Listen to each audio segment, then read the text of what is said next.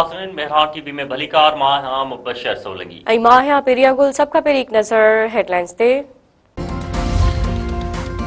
SIFC मराहतूं तजवीज़ न कंदी।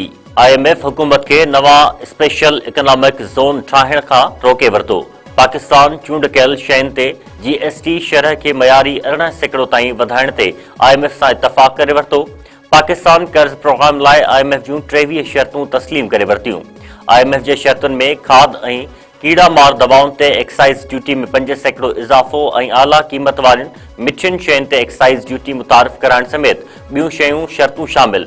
पाकिस्तान IMF के शुगर सेक्टर के मुकम्मल तौर रेगुलेशन खां आज़ाद करण जी भी यकीन दहानी कराए छॾी।